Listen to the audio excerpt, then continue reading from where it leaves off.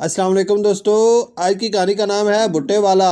ایک بھٹے والا ٹھیلا چلاتا تھا۔ روز اس کے پاس ایک بچہ آتا تھا جو اس سے بھٹا لیا کرتا تھا۔ چچا ایک بھٹا تو دے دو، وہ دے دیا کرتا تھا۔ ایک دن ایک لمبی سی گاڑی اس بھٹے والے کے پاس آئی اور اسے 20 بھٹوں کا آرڈر دیا۔ بھٹے والا بہت خوش ہوا، اس نے اسے اچھا سا بنا کر دے دیا۔ اگلے دن پھر وہی گاڑی دوبارہ آئی اور پھر 20 بھٹوں کا آرڈر دیا۔ ایسے وہ گاڑی والا روز اپنے بچوں اور گھر والوں کے لیے 20 بھٹے لے کر جانے لگا۔ بھٹے والوں کا کاروبار بھی اس طرح اچھا ہونے لگا۔ ایک دن بھٹے والا بڑا مصروف تھا، اسی لمبی گاڑی والے کے بھٹے تیار کرنے میں۔ اتنے میں وہی بچہ آیا جو روز آتا تھا اور کہا، چچا ایک بھٹا تو دے دو۔ تو بھٹے والے نے کہا، ابھی جاؤ یہاں سے، میرے پاس وقت نہیں ہے، میں مصروف ہوں، بار بار آ جاتے ہو بھٹا مانگنے۔ بچہ چلا گیا۔ بھٹے والا بھٹے تیار کر کے انتظار کرتا رہا۔ وہ لمبی سی گاڑی اس دن نہ آئی۔ بھٹے والے نے قدرت کے ماجرے کا نوٹس نہ لیا۔ اگلے دن پھر وہ انتظار کرتا رہا۔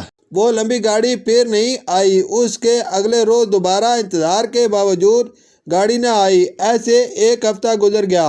اب تک بھٹے والے کو سمجھ نہ آیا کہ قدرت کا ماجرا ہے کیا۔ پھر وہ بچہ آیا بھٹے والے کے پاس، چچا ایک بھٹا تو دے دو۔ بھٹے والے نے بچے کی طرف دیکھا اور پھر بھی نہ سمجھا کہ قدرت کا ماجرا کیا ہے۔ بہرحال اس کو ایک بھٹا دے ہی دیا۔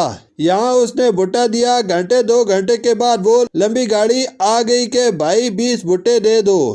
اس نے جلدی بھٹے بنائے اور گاڑی والے کو دے دیے۔ گاڑی کے مالک سے پوچھا، سرکار آپ ایک ہفتے سے کہاں تھے؟ تو مالک نے کہا، یہ میرے دفتر سے گھر جانے کا راستہ ہے، یہاں راستے میں ایک پیٹرول پمپ ہے، اس پمپ سے میں گاڑی میں تیل بھرواتا ہوں۔ ایک بار اس کے پیٹرول میں کچرا آ گیا تو میں نے وہاں سے اپنا راستہ بدل لیا۔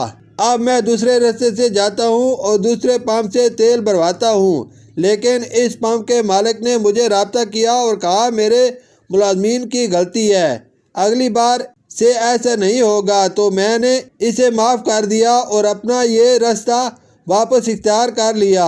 بھٹے والا گھر گیا، رات بھر سوچتا رہا۔ پھر اسے سمجھ آیا کہ جب اس نے بچے کو بھٹا دینا بند کیا تو اللہ نے اس لمبی گاڑی والے کے پیٹرول میں بھی کچرا ڈال دیا، اور جب اس نے بچے کو بھٹا دینا شروع کیا تو اللہ نے اس گاڑی والے کا معافی نامہ اس پمپ والے سے کروا دی۔ گویا اس کا اپنا رزق اس بچے کے پیٹ سے جڑا ہوا تھا، جو نہ تو اس کا ملازم تھا، نہ ہی اولاد تھی، نہ ہی جانے والا، بس اللہ کا ایک بندہ تھا۔ پھر وہ یہ سمجھ گیا کہ کسی کو رزق پہنچانے کے لیے اللہ کسی کو رزق دیتا ہے، اور جب ہم وہ رزق نہیں پہنچاتے تو اللہ ہمارا رزق بھی روک دیتا ہے، اور وہ بندہ کون ہوتا ہے یہ ہم کبھی نہیں جان سکتے۔ شکریہ۔